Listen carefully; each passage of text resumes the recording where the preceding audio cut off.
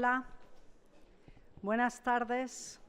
Buenas tardes a todos ustedes. Muchísimas gracias por asistir hoy a este encuentro que tiene lugar en el Instituto Cervantes con motivo de la penúltima conferencia de este primer ciclo dedicado a las españolas por descubrir y organizado, como sabéis, por el Círculo de Orellana. Tenemos aquí el placer de acogeros hoy en el Instituto y de acoger este ciclo desde el pasado mes de septiembre. Un ciclo que nos ha permitido y que nos está permitiendo conocer y reconocer a mujeres fascinantes gracias a los magníficos conferenciantes que nos las han puesto en nuestro camino. Buenas tardes, además, porque es una ocasión especial la de hoy. Se la vamos a dedicar a doña Isabel Barreto, quien, como ustedes saben, fue la primera mujer almirante en la historia de la navegación. La conferencia será impartida por doña María Elvira Roca y presentada por doña Leticia Espinosa de los Monteros. Bienvenidas a ambas. Muchas gracias por haber encontrado tiempo en vuestras muchísimas actividades para estar hoy con nosotros en nuestra sede central. No es la primera vez que nos visita doña María Elvira Roca en el Instituto, pues ya participó recientemente en otro acto en nuestra sede hace unos meses y a quien, por cierto, tuve la ocasión de escuchar en aquel momento también. Bienvenida de nuevo. María Elvira es profesora del Instituto de Enseñanza Media, ha trabajado como profesora de universidad dentro y fuera de España, y entre ellas en la prestigiosa Universidad de Harvard. Ha colaborado con el CSIC como investigadora y en su ensayo Imperofobia y leyenda negra, publicado en 2016, se pregunta por qué surgen las imperofobias, qué tópicos la configuran y cómo se expanden hasta llegar, de alguna manera, a ser opinión pública. También su obra más reciente, 6 relatos ejemplares, donde recrea 6 momentos decisivos para entender la historia de Europa. No me quiero extender demasiado, solo recordar que es autora de varios libros y de numerosos artículos en revistas especializadas, además de los ya mencionados, por lo que creemos presenta un gran perfil hoy para hablarnos de doña Isabel Barreto. Tampoco voy a extenderme demasiado en hablar de esta última, hoy nuestra protagonista, pues ya lo hará más ampliamente ambas nuestras invitadas. Pero no me negarán ustedes que se trata de una mujer fascinante, que embarcó en Lima junto a su esposo Álvaro de Mendaya, patrón de varias expediciones por el Pacífico, en su expedición hacia las Islas Salomón. Imagínense ustedes una expedición formada por 4 barcos y unas 380 personas. Cuando mueren su marido y su hermano, ella es aclamada como almirante. No debió ser nada fácil para ella, pues además se sabe que tuvo varios enfrentamientos, entre otros con el cronista portugués Pedro Fernández de Quirós, quien formaba parte de la expedición, donde lógicamente había toda suerte de gentes de diferentes orígenes y nacionalidades. Su pericia al mando de esta expedición en pleno siglo XVI, en el Océano Pacífico, Filipinas, y su vuelta a Perú, componen una vida absolutamente fascinante, no solo para una mujer de su época, sino incluso para la época en la que estamos viviendo actualmente.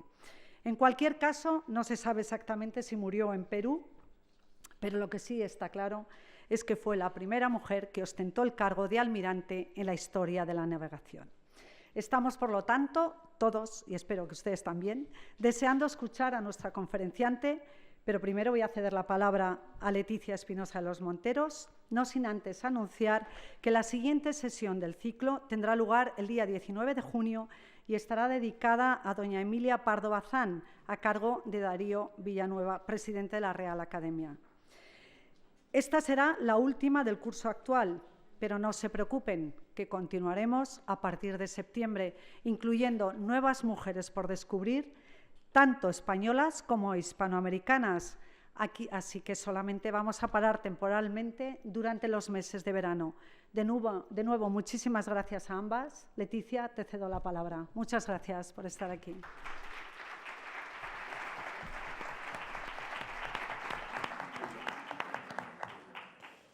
Muchas gracias, Cristina, por tus palabras. Y muchas gracias a todos por tenerles una vez más con todos nosotros.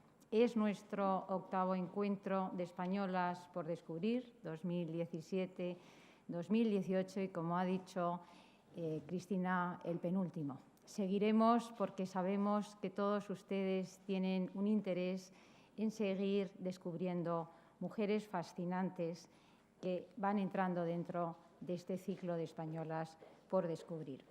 Efectivamente, hoy lo dedicamos a Isabel Barreto, una mujer muy desconocida y que, gracias a otra mujer que está arrasando, porque esa es la palabra, y está dándonos una nueva visión de temas de historia de una manera apasionante. Gracias a María Elvira Roca por estar esta noche con todos nosotros, por acompañarnos, por formar parte también del Círculo de Orellana y servir para poder descubrir mujeres absolutamente fascinantes. Nos vas a acercar a Isabel Barreto, a su mundo, a sus circunstancias. Antes de darte la palabra, me vas a permitir que, como suelo hacer, agradezca a la institución que siempre nos está cediendo este espacio maravilloso, al Instituto Cervantes. No solo por cedernos el espacio, sino también porque se ha convertido en nuestro colaborador. Y quiero agradecer a las personas que hoy representan al Instituto, a Cristina y también a Miguel Espotorno, que te tenemos ahí, Miguel. Daros las gracias en representación de todo un equipo de personas extraordinario, absolutamente profesionales, que mes tras mes nos ayudan a que esto sea una realidad. Nos ayudan en todos los ámbitos, en la coordinación, en la prensa, en la comunicación, los técnicos que nos asisten e institucionalmente. Gracias de verdad porque nos ayudáis a divulgar el talento femenino de quienes nos precedieron. Nosotras, las orellanas, nos consideramos parte de la sociedad civil que muestra su empeño de manera voluntaria en visualizar mujeres que hicieron de su pasión su vida. Y lo hacemos porque queremos buscar referencias que pensamos que hoy es muy necesario, referencias para otras generaciones. Y por eso no queremos dejarlas en el olvido, ya que el mérito de cada una de ellas es muestra de su excelencia, gracias a la cual consiguieron alcanzar sus vocaciones, sus ideales, sus sueños. Sabemos que nos debemos a todas las que nos precedieron y por ello actuamos pensando que el mejor agradecimiento que podemos hacer es visualizarlas a través de estos encuentros, porque así al menos entenderemos sus silencios y reconoceremos que fueron capaces de romper moldes con su talento y con su pasión. Nuestra misión es detectar talento femenino, ponerlo en valor y divulgarlo. Sabemos que juntas sumamos más, pero también sabemos que con todos ustedes, con todos los que nos siguen a través de su presencia en estas sesiones y a través de las redes sociales, llegaremos mucho más lejos. María Elvira, hace, creo que fue un año aproximadamente, cuando yo te llamé por primera vez, no nos conocíamos y yo había leído ese ensayo espectacular que es Imperiofobia y la leyenda negra. Decidí que, aunque no te conocía de nada, tenía que localizarte porque necesitaba hablar contigo para comentar este libro. Y así fue, la llamé, estuvimos, no sé, aproximadamente 3/4 de hora hablando o algo así, y te expliqué lo que era el Círculo de Orellana y te pedí formar parte de una tertulia para analizar esa obra tan impresionante. A partir de ahí fue surgiendo también una amistad, porque tengo que decirles que María Elvira es una persona tremendamente generosa y, a pesar de todo lo que nos aporta constantemente, es una persona que sabe escuchar. Imperiofobia es un libro que está arrasando, creo que lleva más de 100.000 libros. No hemos llegado. Bueno, pues casi, pero estás en la edición 21. Yo creo que va a ayudar a saber mirar de otra manera nuestra propia historia. Has levantado un interés increíble. Tenemos también ya su segundo libro que acabas de publicar. Lo hemos traído por si alguno tiene interés en adquirirlo. Y simplemente te quiero dar una vez más las gracias por tenerte con todos nosotros y estamos deseando escucharte. Muchas gracias, María Elvira.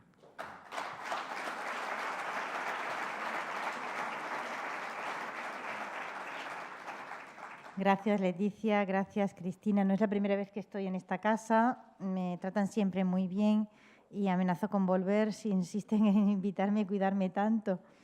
Voy a entrar en materia directamente porque el asunto tiene... La vida de Isabel Barreto es conocida con muchas limitaciones. Ahora se las intentaré explicar. Pero el asunto de las mujeres en América es un asunto es mucho más complejo y está relacionado con ella de alguna manera, ¿no?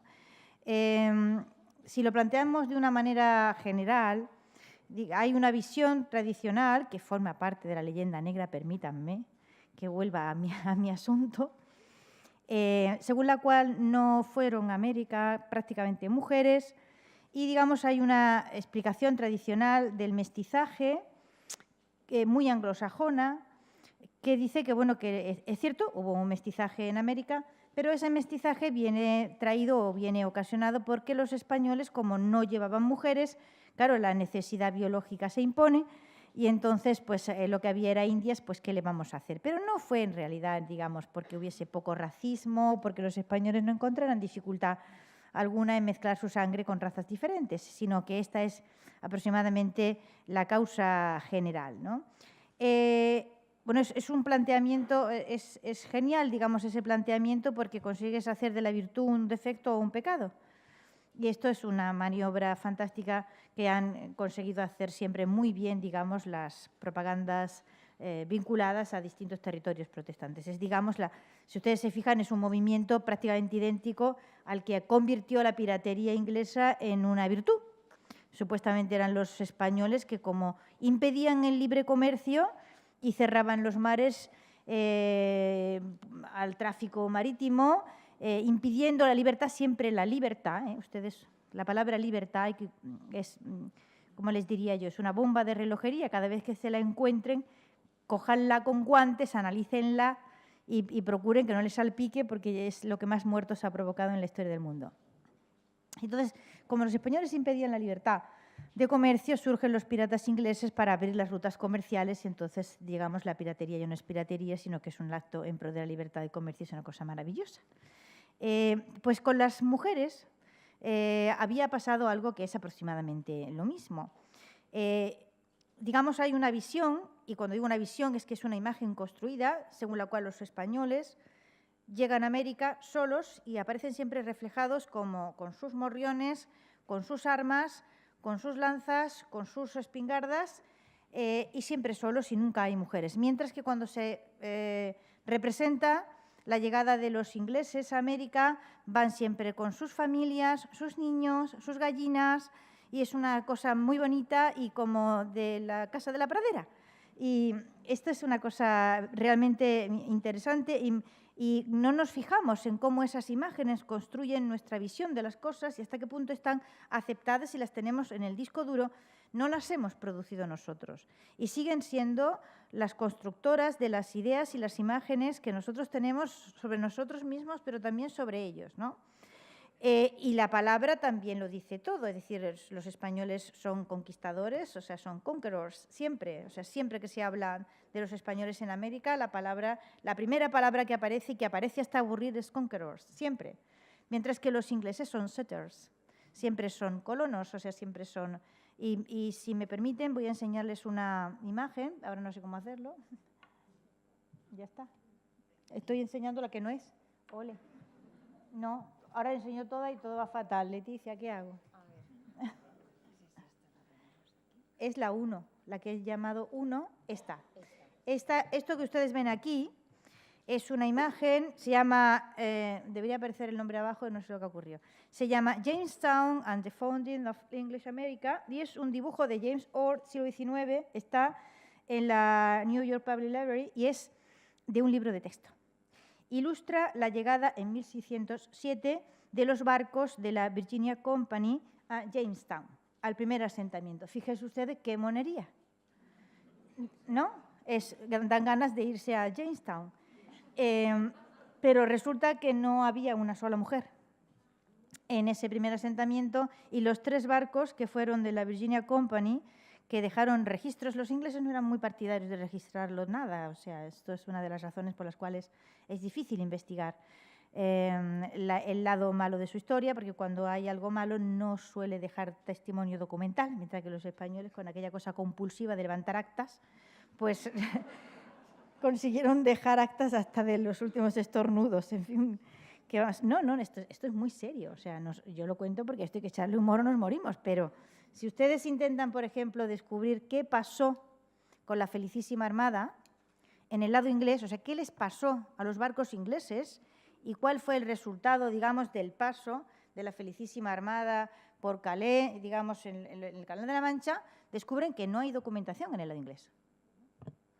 No hay. O sea, todo lo que se conoce de la Felicísima Armada son los cuadernos, o sea, es documentación que está en los archivos españoles. Ellos consiguieron, o sea, hasta el punto de que no te encuentras realmente, para que no se ría el diablo de la mentira, hay un cuaderno de bitácora conservado de un barco.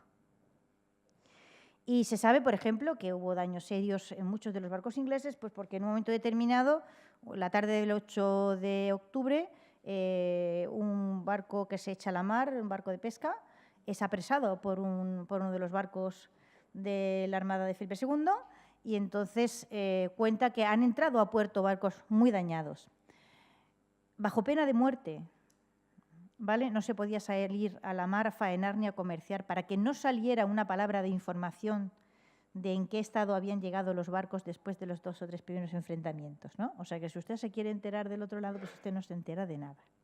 Pero, en fin, afortunadamente la Virginia Company pues no dejaba de ser un negocio y no dejaba de ser una empresa. Así que había que hacer listas de pasajeros y de sueldos y de abastecimientos, etcétera, porque tenía, digamos, empresarios detrás, o sea, había gente que tenía acciones de aquello. Entonces no había una sola mujer. Pero esto es lo que año tras año y década a década y siglo tras siglo y hasta el momento presente han visto los niños ingleses y después han visto los niños americanos. Esto es de Nueva York, ¿vale? Es de un libro de texto siglo XIX. Pero si ustedes ahora, y por torpeza mía no se lo he traído porque no he sido capaz de capturar la imagen, si se entretienen en mirar y tienen el morbo de comprarlo en Amazon, se llama Perceptions, es un libro de texto, se van a encontrar, digamos, cómo se cuenta en quinto de básica, digamos, en quinto de primaria, la llegada de los europeos, ¿no? Y entonces se encuentra exactamente lo mismo. O sea, ven a los españoles y entonces la imagen que hay de los españoles automáticamente es un tío con el morrión, solo hay hombres, solo se ven hombres y armas, 2 curas al fondo y es una fortaleza. Y van a la imagen y lo que espero que se ve es una señora, lo de las gallinas no es gratuito, es que hay gallinas. Lo que se ve en la página siguiente, según la pasan, cuando habla de Jamestown y luego del siguiente asentamiento, pues es una monada. O sea, por supuesto no es un sitio fortificado, sino que son unas casitas monísimas al lado de un río, se ve un riachuelito con un puentecillo y una señora que le está echando de comer a unas gallinas, monísimas las gallinas también. Y entonces a un lado se ve un indio, pero súper amigo el indio, ¿no? No queda uno... Es un tomahawk y no queda uno vivo, pero súper amigo, ¿no? Bueno, esto es arte y hay que imitarlo. Entonces, el asunto de la presencia de las mujeres ha sido utilizado para fabricar una imagen de buenos y malos y no es en absoluto gratuito que las saquemos del armario a las españolas que fueron a América, porque fueron muchas. Y no solo es que fueron muchas, sino que es que muchas ocuparon cargos y posiciones, digamos, que en el otro lado jamás una mujer llegó a ocupar, ¿no? E incluso las hubo que eran mestizas e indias y que llegaron a ocupar también posiciones importantes, la mayor parte de las veces en sustitución de sus maridos. Pero esto no quita que las mujeres es que podían sustituir a los maridos. En la otra parte, pues como que no había opción o no se consideraba la posibilidad. Isabel Barreto llegó, realmente la suya es una peripecia personal absolutamente singular, ¿no? Y extraordinaria. Ella debió de ser una mujer extraordinaria, si no yo no me imagino a su marido metiéndola en aquel carajal de intentar reencontrar la Salomón, ¿no? Y digo que antes decía, la vida de Isabel es conocida muy relativamente, porque casi toda la información que de ella tenemos hasta el momento presente tiene una sola fuente.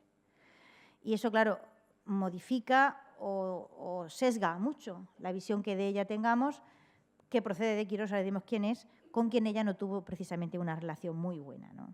De ella sabemos pues, que nació en Pontevedra en 1567. No hay seguridad sobre esa fecha de nacimiento tampoco, ¿eh? Es posible que naciese un año antes, no mucho más, ¿eh? O sea, no hay mucha más posibilidad de, no 10 años antes, digamos, ese año arriba, año abajo. Su padre tampoco estamos seguros de si fue Francisco Barreto, portugués que fue gobernador de las Indias portuguesas. Puede que sí o puede que no.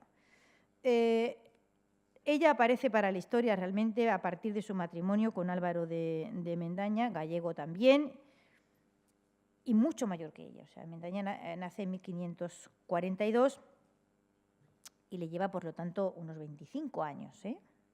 Que son años. Y es este hombre, ahora ya no sé qué imagen sacaré, este señor que aparece ahí con esas barbas, en un sello conmemorativo de las Norfolk Island, dedicado a los exploradores del Pacífico, ¿no? Realmente de todas las exploraciones que llevaron a cabo los españoles en este mundo, en esta época en que están cartografiando el mundo, que están realmente cartografiando el mundo, la exploración de la Terra Australis es la peor conocida o la menos conocida, ¿no? Hay por ahí un libro que les busquen, lo que se llama Islario del Pacífico, con todos los nombres de todas las islas del Pacífico, que lo que es el Pacífico son islas, que llevan o tuvieron o han tenido un nombre español. Algunas veces lo conservan, otras no lo conservan, ¿no? Realmente Isabel Barreto aparece para la historia, digamos, a partir de su matrimonio, ¿no? Con un hombre que era un hombre realmente excepcional. O sea, don Álvaro aparece también para nosotros en Perú ya directamente y lo encontramos junto a su tío, que es Lope García de Castro, que es presidente de la Real Audiencia de Lima en 1567. Cuando su tío, Álvaro es un hombre joven en este momento, es nombrado virrey, piensen, bueno, que estamos verdaderamente en la terra ignota, o sea, estamos en un continente que tiene un mar al final del cual no se sabe todavía muy bien qué es lo que puede haber, y entonces se tira de hilos de la historia, de todos los hilos habidos y por haber, ¿no? Y entonces la historia de los incas, que Pedro Sarmiento había escrito, en ella aparece recogida la idea de que hay unas islas, los incas hablaban de la existencia de unas islas que estaban al otro lado del mar, y el virrey, con su sobrino Álvaro, junta este hilo de la historia de los incas, de aquellas islas que están al otro lado del mar, con informaciones que aparecen en el libro de los Reyes y en el libro de las Maravillas de Marco Polo, y, digamos, las menciones que hay en las historias antiguas de que las islas, había unas islas fantásticas llenas de riqueza, de donde Salomón, digamos, obtenía aquellas riquezas maravillosas que se suponía que en su reino existían. Bueno, juntas todos estos hilos y lo que haces es tirarte al mar. O sea, ya está. Realmente uno dirá, bueno, hay que estar medio loco, pero Mendaña era uno de esos medio locos que era capaz de tirarse al mar y se tiró. Y descubrió unas islas fantásticas a las que llamó Salomón. Bueno, digamos, viajó por todo ese archipiélago. O sea, dense ustedes cuenta en este momento, digamos, él ha salido de Callao y va navegando, si ven un mapa, o sea, si ven la Tierra, va en línea recta, ¿no? O sea, porque es que había un problema con el cálculo de la latitud, pero viajando en línea recta tropieza con la Salomón y da nombre a cartografía, prácticamente 33 islas, a ellas da nombre, una de ellas es famosa porque hubo allí una batalla en el Pacífico, la de Guadalcanal, que se llama Isla del Guadalcanal porque Pedro Ortega era uno de los marinos que era de un pueblo de Sevilla, que es Guadalcanal, ¿vale? Así que le puso a la isla el nombre de su pueblo, muy españoles, de andar poniendo el nombre de tu pueblo a las cosas. Mendaña se da cuenta de que no tiene hombres ni tiene, digamos, infraestructura suficiente para dejar un asentamiento estable en las islas, entonces su propósito es, toma, por supuesto, el acto solemne de toma de posesión de ese archipiélago en nombre de Felipe II, y regresa. Regresa completamente arruinado. Esto es un clásico.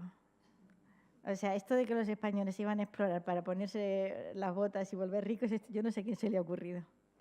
porque la mayor parte se arruinaban en las empresas, pero completamente arruinaban. Y entonces, aunque él, digamos, había tenido, digamos, lo que hoy diríamos, un cierto apoyo oficial, en realidad era su propio pecunio el que él había puesto en aquel negocio que no era más que un negocio de exploración, en realidad, ¿no? O sea que empieza la pesadilla de intentar conseguir financiación para un segundo viaje de exploración con la idea de conseguir, o sea, de poder dejar un asentamiento estable en la Salomón.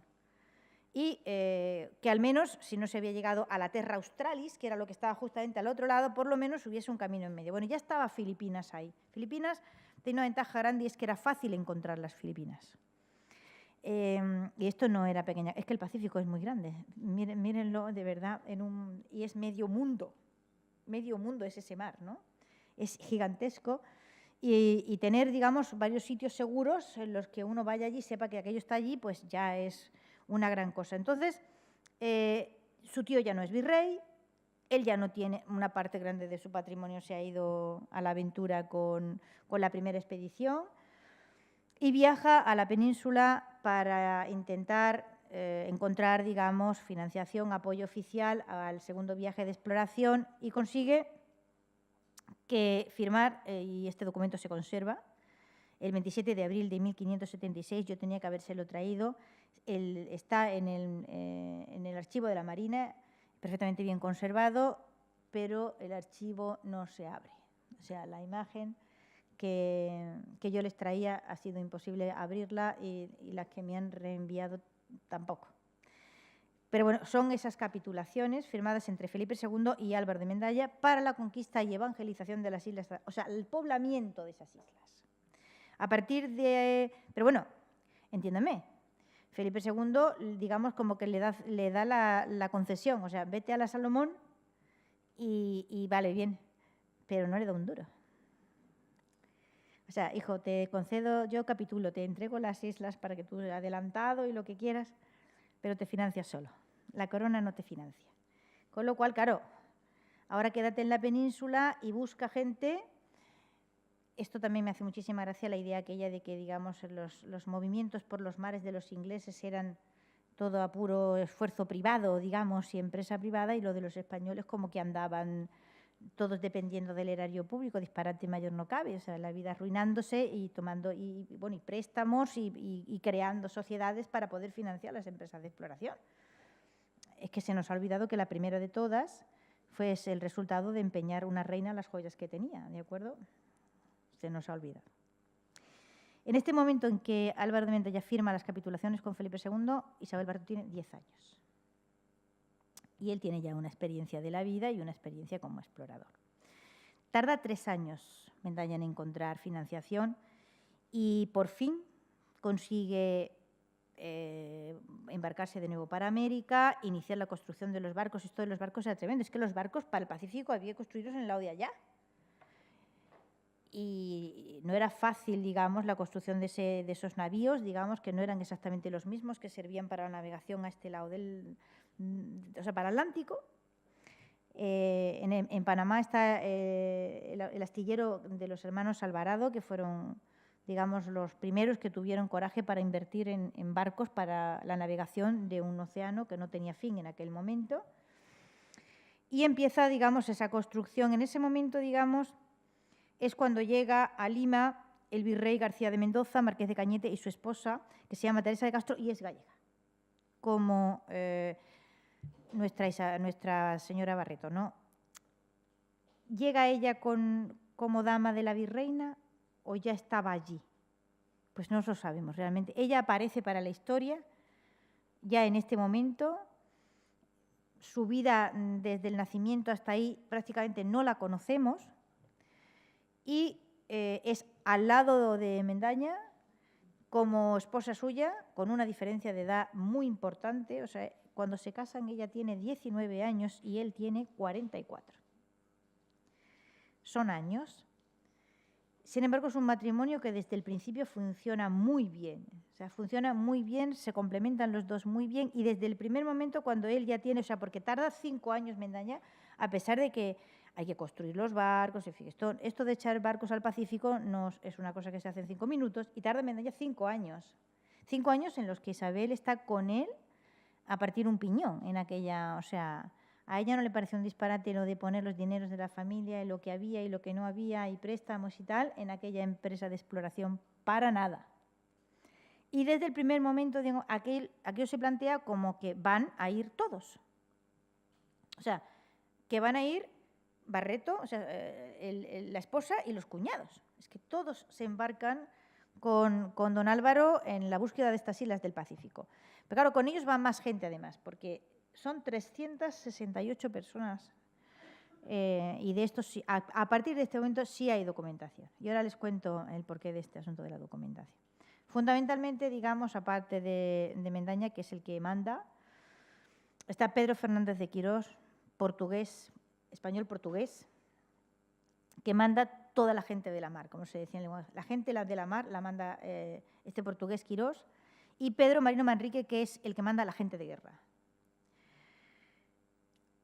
Porque don Álvaro lleva gente de guerra en el barco, en los 4 barcos.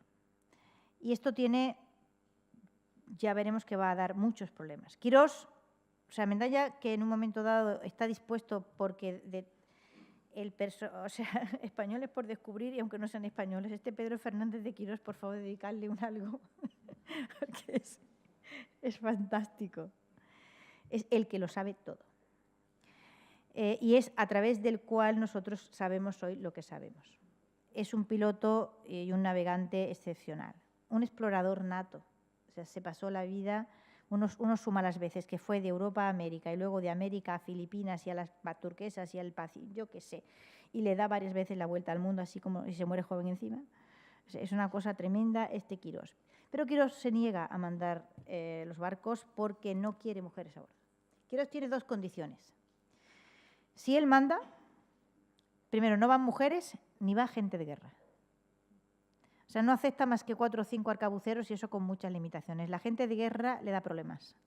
No las domina, no las controla bien.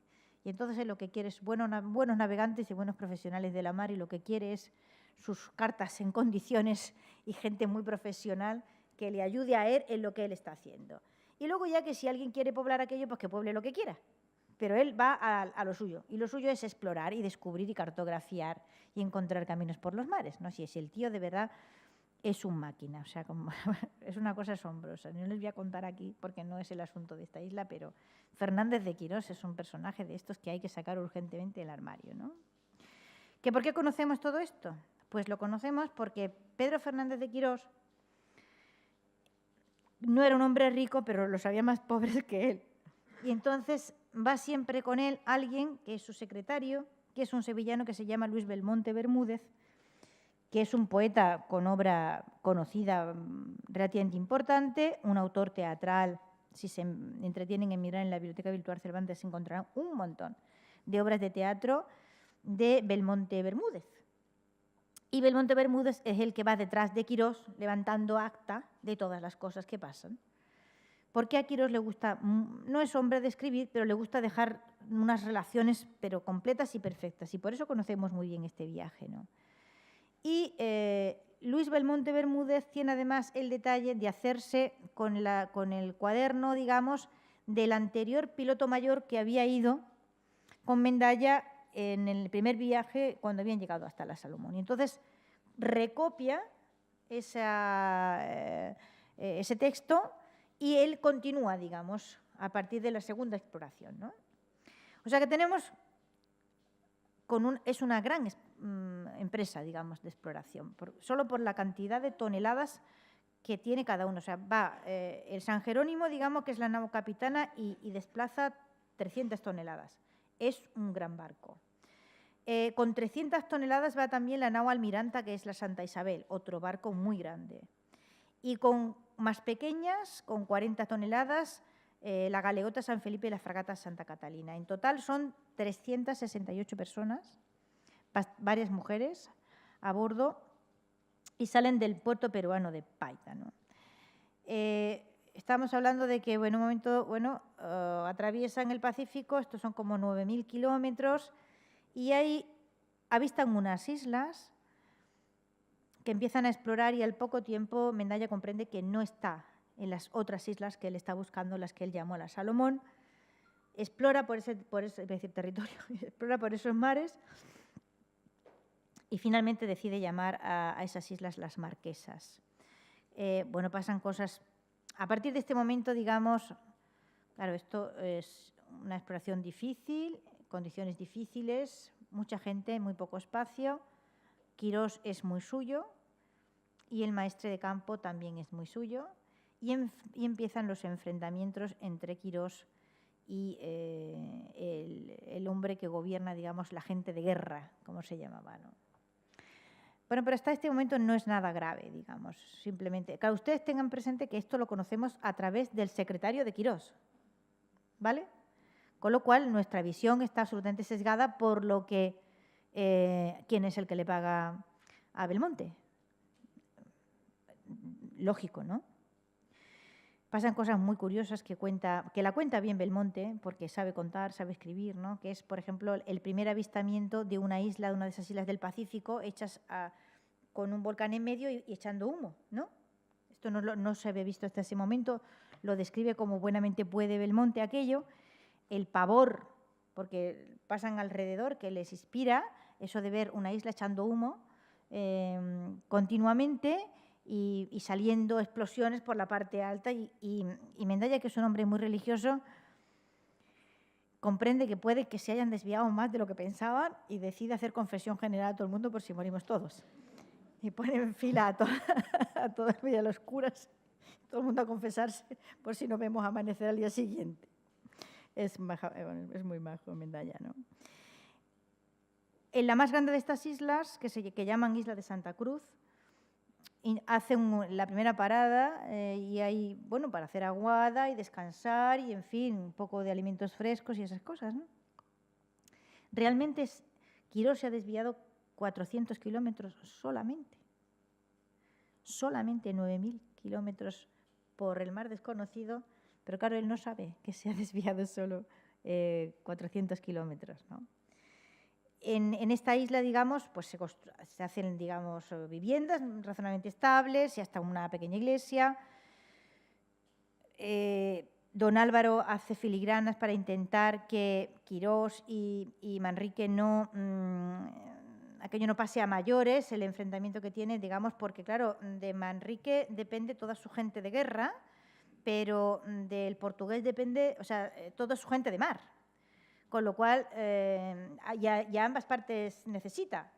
Así que intenta que los dos hombres que están directamente bajo su mando no se maten entre sí. Esto va a ser muy difícil de conseguir, ¿no? Él, por de pronto, que es un buen administrador y es un buen político, empieza sus relaciones con la población indígena de la isla de Santa Cruz, consigue, digamos, llevarse bien con el cacique Malope y intercambiar lo que haya que intercambiar, o sea, naipes y espejos y a cambio, pues, normalmente de alimentos, o sea, de alimentos frescos y de carne de caza, etcétera. Describe con muchísima gracia Belmonte el éxito atronador de las tijeras, o sea, ni los espejos ni nada en el mundo, donde se pongan unas tijeras, hacen cualquier cosa. El invento de las tijeras deja a los indígenas completamente asombrados.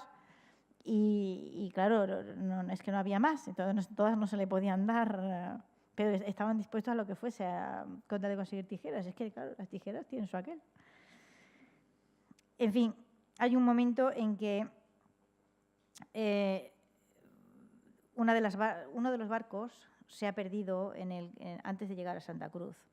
Y entonces Mendaya, que cree que la situación entre sus dos hombres problemáticos está medio controlada, manda a uno de los hermanos de Isabel a buscar al barco que se ha perdido, que es la Santa Isabel, ¿no? Y de camino, pues, se da una vuelta por varias de las islas, vuelve, y la frase es muy graciosa, dice: todas pobladas de gente mulata, pero la color clara. No lo tiene muy claro. El barco no lo encuentran jamás y Mendaya decide que, bueno, que no va a seguir buscando el barco que se ha perdido. Finalmente, la situación entre los dos personalidades incompatibles de Quirós y de Manrique estalla un motín tremendo que provoca muertos y que Mendaya no sabe cómo reconducir aquella situación, y lo que es más grave de todo es que el cacique Malope, con el que Mendaya había conseguido tener una buena relación de intercambio comercial, tontamente muere en un disparo estúpido, que no iba para él ni nada. Con lo cual, claro, las relaciones con la población indígena se quedan completamente bloqueadas. Y aunque Mendaya reacciona con mucha inteligencia, es decir, o sea, aunque ha sido un accidente, manda a justiciar al autor del disparo de arcabuz que ha matado al cacique para mostrar a la población indígena que, digamos, su voluntad es buena y que ellos no vienen con malas intenciones. Pero aún así, digamos, la situación se le va de las manos, entre otras cosas porque ya trae malaria de la navegación, o sea, de antes de llegar a Santa Cruz, y él se da cuenta que se muere. Y entonces, en esta coyuntura tremenda de la población indígena muy indispuesta y muy agresiva, sus dos hombres no puede dejar al mando a ninguno de los dos porque se matarían entre sí, es cuando decide nombrar a Isabel. La frase del testamento es: nombro a doña Isabel Barreto, mi legítima esposa, gobernadora y heredera universal y señora del título del marquesado del que del rey nuestro señor tengo, y muere el día siguiente, 18 de octubre, ¿no? En ese momento, digamos, Isabel queda como gobernadora general y su hermano Lorenzo como almirante. Van sus dos hermanos.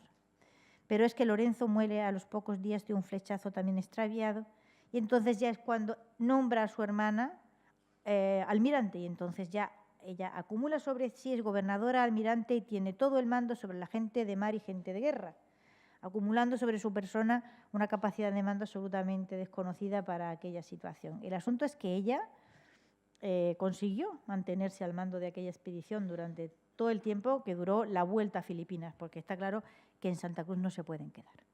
Y entonces ella reúne su consejo y deciden que lo más factible, o sea, ella no renuncia a recuperar, digamos, la ruta de la Salomón y las Marquesas, pero hay que volver atrás porque hace falta más gente y porque hace falta preparar aquello. Es un viaje larguísimo, ¿no? Y entonces es cuando hay que ver que Quirós es un genio. O sea, porque Quirós, que no sabe exactamente dónde está, consigue enfilar a Filipinas y llega sin un titubeo a Cavite, Cataplof. O sea, no costea ni titubea, sino en línea recta. Es una cosa maravillosa. El dominio que tiene el portugués del mar, ¿no? Es un piloto verdaderamente excepcional, ¿no? Ella ha llegado a Filipinas ya viuda, evidentemente. En Filipinas ya hay un gobernador y hay un asentamiento estable. 2 barcos se extravían. O sea, es Quirós el que llega, digamos, en línea recta hasta Cavite. Los otros 2 barcos, uno de ellos en Barranca y lo encontrarán después con toda la tripulación muerta, y otro de ellos acaba en Mindanao, donde ya hay un convento de los jesuitas que es... Había españoles por todas partes, increíble. O sea, uno se pierde con el barco y resulta que te encuentras a un convento de jesuitas a 40 kilómetros. Es una cosa...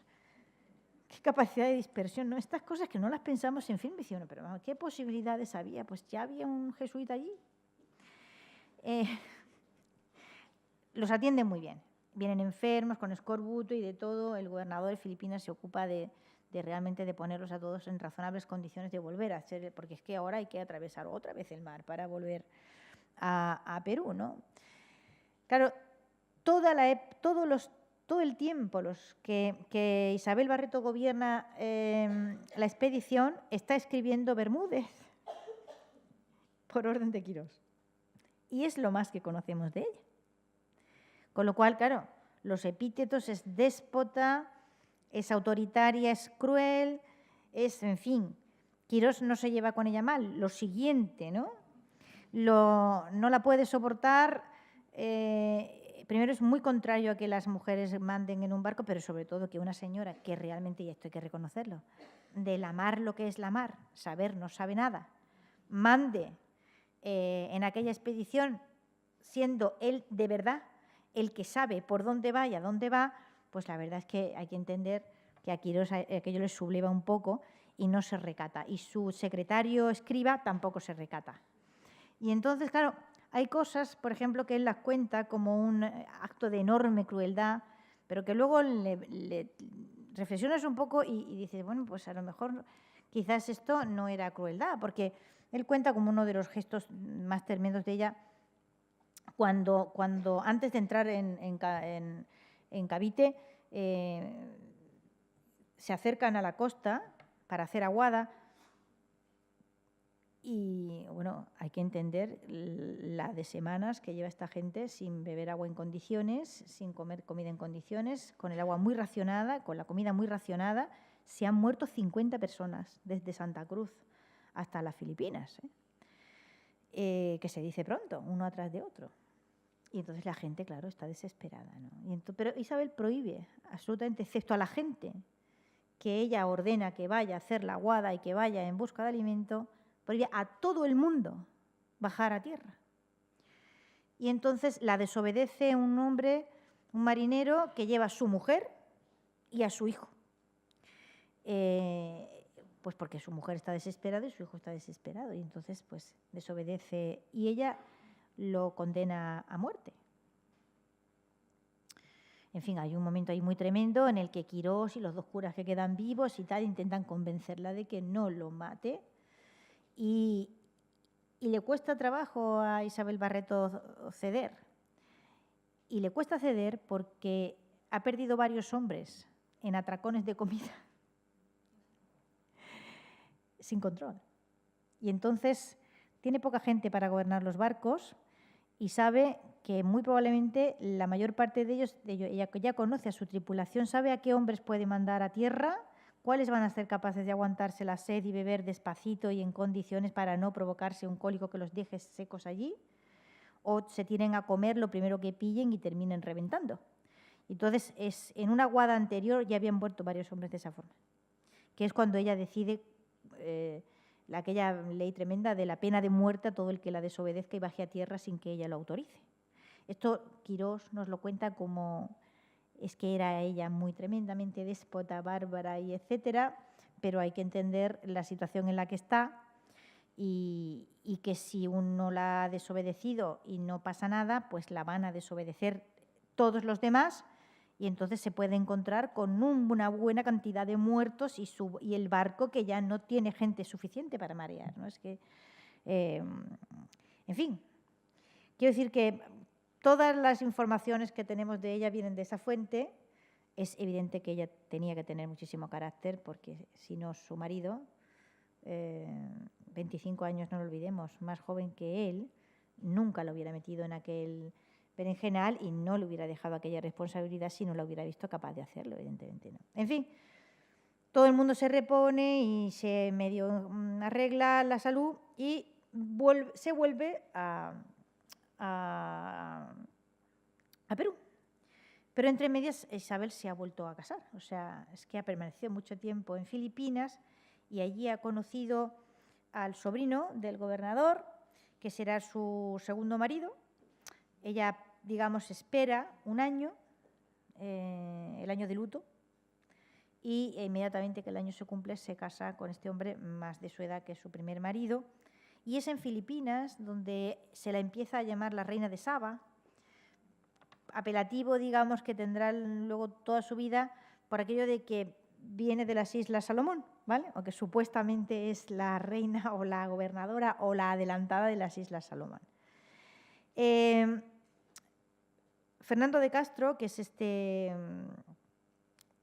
segundo marido de Isabel, se casa con ella, pero ella, digamos, tiene sus condiciones, es decir, no, yo voy a seguirla, o sea, yo vuelvo a Salomón, vuelvo a Salomón, hay que encontrar la Terra Australis, que era, digamos, el objetivo de Mendaña, encontrar esa Terra Australis o el camino hacia esa Terra Australis, y su nuevo marido se compromete a ayudarle en este objetivo, y a partir de este momento las informaciones que hay sobre Isabel ya empiezan a ser muy escasas, toda vez que perdemos el diario de Bermúdez, que sigue a su señor, que es Quirós, es el portugués, y solamente cuando Quirós y Isabel tropiezan, y tropiezan varias veces, porque Quirós, digamos, tiene clarísimo que va a volver a las Marquesas y va a volver en busca de la Salomón y a abrir la ruta de la Terra Australis, que es lo que él quiere, ¿no?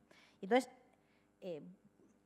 vuelve, o sea, llega a Lima y de Lima marcha a España inmediatamente porque él está convencido de que va a encontrar, otra vez, financiación y un modo, digamos, o sea, él es un hombre con una gran experiencia, realmente más experiencia que él en la navegación pacífica, no la tiene nadie en ese momento, y está seguro de que le va a ganar la partida a Isabel Barreto, y se la gana.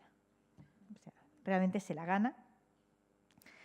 Consigue esa financiación, consigue regresar con capitulaciones. Bueno, él desde luego se lo trabaja. O sea, viene a España, no le hacen mucho caso, porque realmente, o sea, Felipe III ya no quiere abrir más ya digamos, el abanico de exploraciones. O sea, ya la corona, la monarquía católica no puede tragar más tierra ya. Aquello no se puede, no hay gente. Y entonces se intenta frenar un poco y vamos a consolidar lo que vamos teniendo y vamos a controlar esto, porque es que si no esto se nos va a ir de las manos completamente, ¿no? Y entonces Quirós pues se va a ver al Papa e intenta convencerlo de que esto es otro descubrimiento de América, o sea, esto es otro... Y el Papa lo escucha con atención y Clemente VIII le hace una carta muy sentida para que Felipe III lo escuche y, en fin, le proporcione medios para comenzar esta nueva exploración, ¿no? Y es él el que consigue salir adelante, digamos, cuando él regresa a Perú y se encuentra con que bueno, Isabel Barreto y su marido tienen conocimiento de ese viaje que ha hecho y de que viene, digamos, con autorización firme, ¿no? En fin, tengo aquí varias páginas de las exploraciones de este hombre extraordinario. Esto que tienen ustedes aquí es la primera edición del relato de Bermúdez, que se hace en español, que es de 1880 y tantos, ¿no? No se crean que hay tantas investigaciones sobre ella ni sobre su... O sea, el texto que mejor se pega y recoge los datos que tenemos de Isabel Barreto sigue siendo de Bosch Barret, doña Isabel Barreto, adelantada de las Islas Salomón, desde el 43, ¿eh? Y desde entonces no ha habido, digamos, investigación documental en firme sobre el personaje. Los últimos datos que tenemos son el viaje, digamos, esto es Barreto y Quirós, a ver quién se lleva el gato al agua del derecho a explorar la Terra Australis. Ella viaja a España y a partir de ahí, digamos, se nos pierde su pista porque ya no encontramos documentos sobre ella. De Quirós sí, porque Quirós va dejando, va con su amanuense, que nos va contando todo lo que hace, pero de ella ya no hay más. Entonces no sabemos si realmente se queda aquí, muere en Galicia, como hay gente que... Es un suponer. O se va a Lima, ya tiene propiedades allí de su primer marido, y muere allí. Realmente ya todo es lo que queramos decir que nos parece que sucedió, porque realmente yo estoy completamente... O sea, Isabel dejó seguro testamento. Debe de haber documentos de testamentaría sobre ella, probablemente en Lima o quizás en los personajes de este tipo. Es que hay que montarlos, o sea, es que hay que investigarlos y es muy latoso porque uno no encuentra a la primera los documentos que busca y entonces es muy trabajoso. Pero la importancia, digamos, de estas expediciones por el Pacífico, que digo yo, solamente en este islario se da uno cuenta de la cantidad de exploradores y de navegantes que frecuentaron esos territorios, se ve, no sé por qué estoy haciendo, ¿qué hago, Leticia? Para poner otro. El último, eso que tienen ustedes ahí, es un árbol que está en La Coruña y que hace aproximadamente un año revolucionó la historia de Nueva Zelanda a partir de una investigación, porque esto es un árbol que se llama un metrosidero, tiene un nombre muy bonito en latín, metrosidero excelsa. Es un árbol que solo crece en Nueva Zelanda.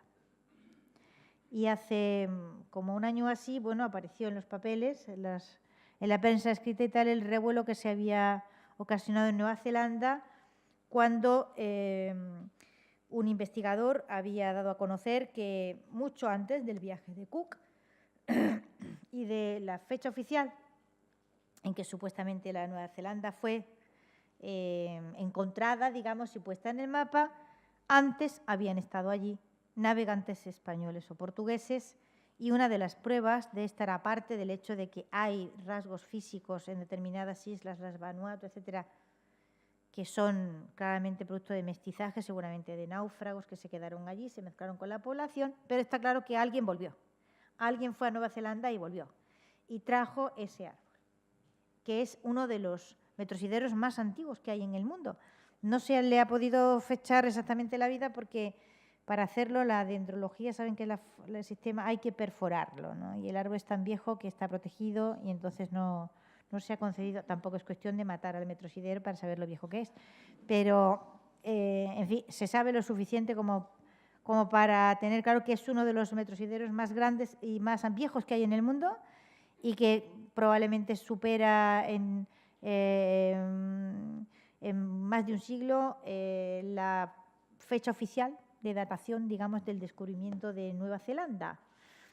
Esa parte, digamos, de la historia de España, de la exploración del Pacífico, es poco y mal conocida y realmente merecería más investigación y más atención porque la cartografía, digamos, que los españoles hicieron en aquel momento del mundo, pues es la que oficialmente existió en el mundo. Fíjense el detalle, por ejemplo, Quirós, cuando, y con eso termino, cuando, digamos, hoy día diríamos la administración, ¿no? Cuando la monarquía no quiere ya financiar más empresas de exploración si el objetivo de esas empresas es el establecimiento de, o sea, explorar por explorar y conocer, pero explorar para establecer asentamientos estables no, porque ya costaba mucho las Filipinas, ¿no?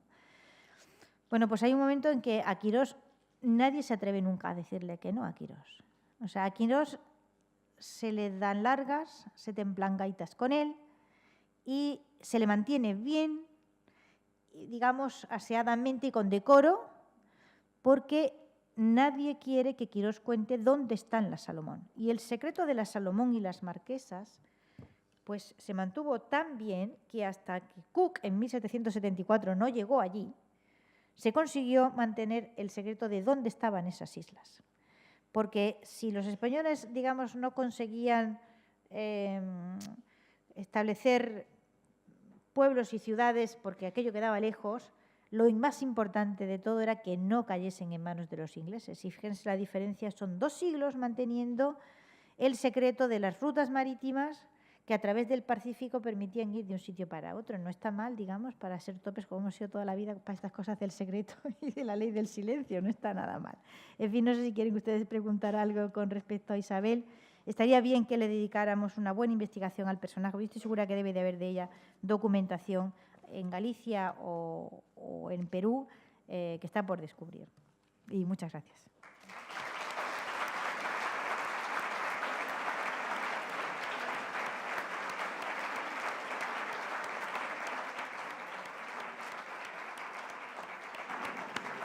Muchísimas gracias, María Elvira. Ha sido fantástico escucharte.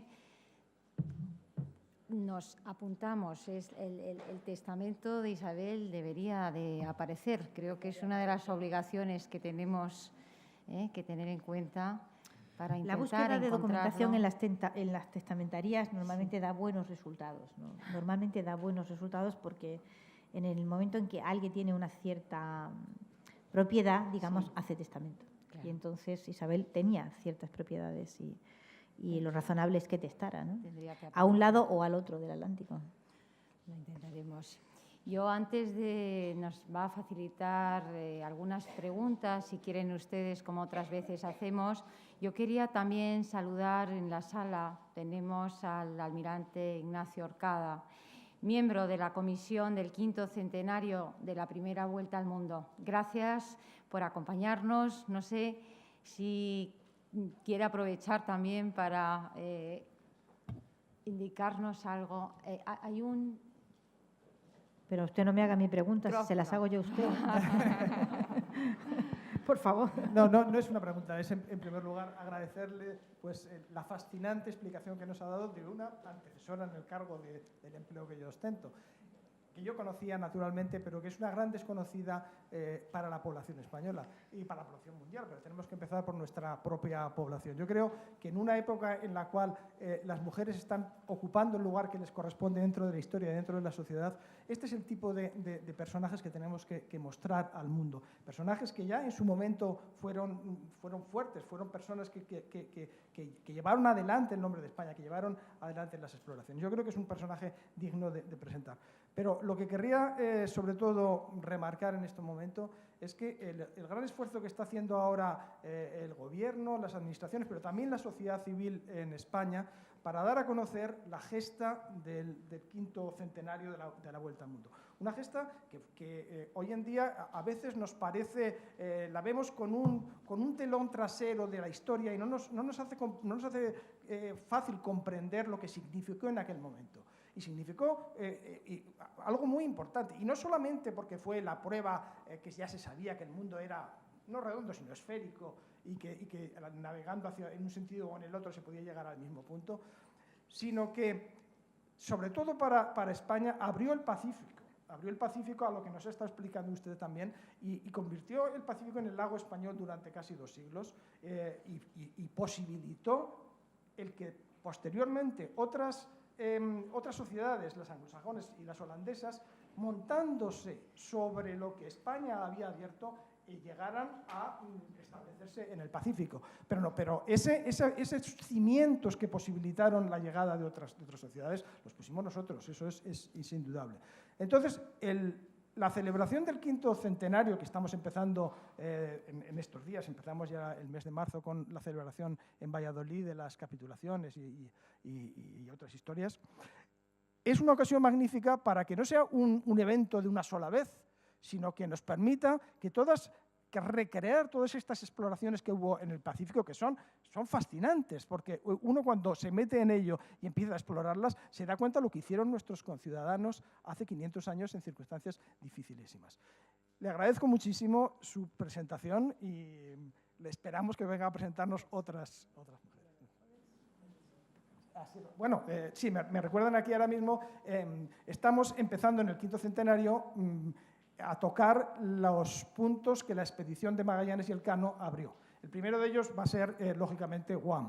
En Guam estamos haciendo un esfuerzo grande para recuperar el pasado español de la isla de Guam, que por un olvido de España, por un intento de la sociedad o de la civilización anglosajona de aposentarse sobre lo que España, pues ha sido tergiversado, olvidado, y estamos en el momento para tratarlo de recuperar. Estamos empezando a atraer a las personalidades de la cultura de Guam para que sientan su pasado español, igual que sentimos nosotros y el que hemos estado ahí, y podamos hacer cosas en conjunto. Una de las actividades más importantes que tenemos planeadas para la celebración del 5º centenario son 2 viajes del buque escuela Juan Sebastián de Elcano, que va a seguir la ruta que siguió la expedición, entrando en los puertos que visitó en la efeméride justa de los 500 años. Por supuesto, uno de ellos va a ser Guam. Y queremos que en cada uno de los puntos que vaya visitando la expedición, ese sea el punto focal, no solamente para lo que España quiere celebrar, sino para lo que esas naciones quieran celebrar con nosotros bilateralmente y seamos capaces de hacer un gran evento de la llegada a esos puntos. Guam es uno de ellos. Filipinas, esperemos que sea uno muy grande, porque si de los puntos que se visitaron, ese fue el que fue parte de la monarquía hispánica más tiempo, en el cual se ha dejado un legado, tristemente no de la lengua que se ha ido olvidando, pero tenemos un legado religioso que no se podría entender Filipinas sin el legado del catolicismo que se llevó hasta esos momentos. Esta es una ocasión magnífica. España no va a tener otra ocasión de celebrar un centenario redondo como es este, 500 años de algo que es mundial, que es global. En España tenemos que aprovecharlo y, como digo, tanto desde la Administración como desde la sociedad civil que están presentándose muchas iniciativas, creo que estamos en una oportunidad de poner este momento histórico en el lugar que le corresponde. Muchas gracias. Gracias.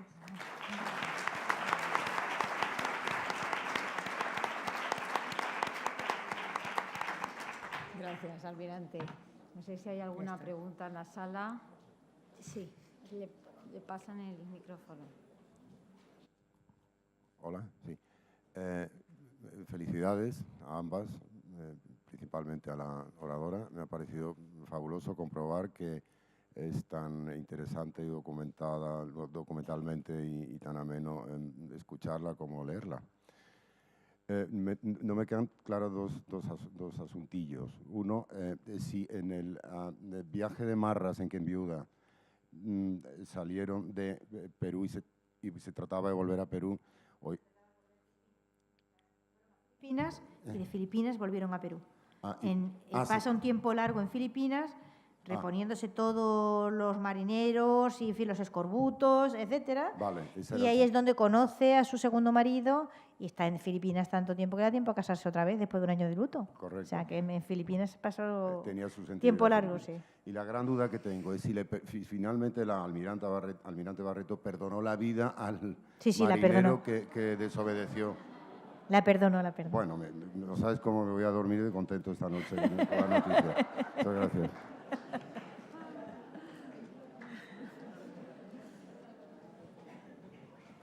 ¿Alguna pregunta? Sí, buenas tardes, muchas gracias. ¿Los descendientes de Isabel Barreto? ¿Se sabe algo? No. ¿No tuvo hijos con Sí, tuvo hijos. Tuvo varios hijos. Por eso digo que el trabajo, digamos, de la testamentaría, de investigación de las testamentárías, quizás diera algún resultado. Pero, en fin, España es que tiene documentación para morir. Y entonces, ponerse legajo a legajo, papelillo a papelillo, a ver si aparece uno en el que aparezca una señora que uno pueda identificar como tal. Es que hay que dejarse las pestañas. El trabajo es muy sacrificado, el de investigador, la verdad, se puede asegurar. Entre otras cosas porque la mayor parte del tiempo es infructuoso.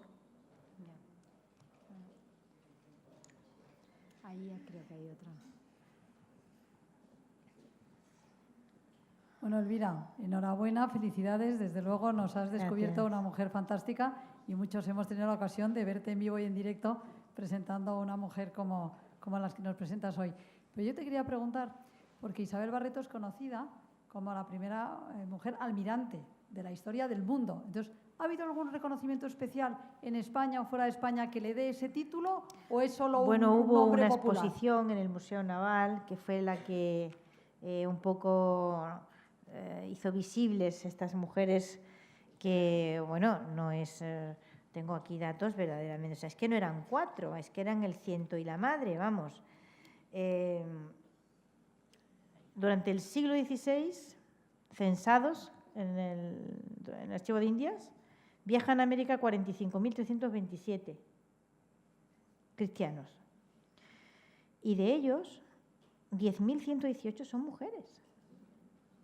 Eso es una barbaridad. Muchos más que los que llevaron los ingleses, pero por goleada, o sea, en cantidades gigantescas, ¿no? O sea, que esta imagen del Conqueror todo el día con el morrión y en fin, buscando una india porque no puede con una española, pues es completamente un disparate. Había españolas y en muy buena cantidad. Y, en fin, hay más. O sea, es que realmente hubo una virreina, ¿no? María de Toledo, que también, digamos, por reino como Barreto, ¿no? Que en cierto modo fue almirante consorte, digámoslo así. Pues María de Toledo fue también una virreina espléndida, estaba casada con uno de los hijos de Colón y era sobrina nieta de los reyes católicos, es probablemente la mujer de más alto rango social que cruzó el Atlántico, porque realmente, o sea, los Mendaña y Barreto y compañía, esto no es alta nobleza, ¿eh? Esto es, digamos, tras la mutatis mutandis, sufrida clase media. Más o menos. O sea, hidalguía, quiero y no puedo. O sea, cuando uno se tira al mar es porque no tiene grandes cosas atrás que dejar, ¿no? Y fue siempre un problema, y el almirante no me dejará mentir, encontrar gente de marear. O sea, es que era realmente difícil encontrar gente con la que llenar los barcos, porque primero la política que la corona tuvo siempre de no permitir que cualquiera se subiera a un barco. O sea, había que tener oficio y beneficio, había que ir a América a algo. Tenía uno que tener un modo de ganarse la vida, una profesión útil. Si no, no podías ir, es que no te lo permitían. Eso ya limitaba. Pero luego la gente marear, o sea, la gente de la propia de la marinería era una dificultad enorme y la Universidad de Mareantes de Sevilla, digamos, crea aquel gran colegio de huérfanos de la Marina para ofreciendo comida, alojamiento y educación y trabajo, a ver si conseguía formar marinos suficientes como los que necesitaba la Armada Española, que eran el ciento y la madre. No había tanta gente, o sea, es que daba un susto. No sé si, en fin, es que eran muy chicos los barcos y daban mucho pánico. Si han visto alguna de las reproducciones estas, verdaderamente uno no se explica el valor que hay que tener para tirarse al Pacífico subido en semejante cascarón. O sea, se entiende que es que no encontraban gente. Así de fácil, ¿no? Y entonces esto era, o sea, hubo una política activa durante siglos para encontrar gente de marear, que es tan bonita la palabra, lo de la Universidad de Mareantes, es un título de una novela. Y las políticas que se hicieron para llenar esa Universidad de Navegantes de gente, que es que hacía falta gente para los barcos, no era tan fácil de encontrar. Y desde luego nadie, o sea, ningún grande de España se embarcó jamás en la vida. ¿Por qué? Es que se me ha perdido a mí allí. O sea, se embarcaba la gente que, en fin, con cierto espíritu de aventura y algo que ganar. O sea, a ver, iniciativa privada, ¿qué queréis que os diga? O sea, capacidad de emprendimiento, lo trasladamos a los términos modernos y verdaderamente había que tener mucha iniciativa para afrontar ese tipo de situaciones, ¿no? ¿Alguna pregunta más? ¿No? Bueno, pues nos levantamos. Pues gracias a todos. Gracias,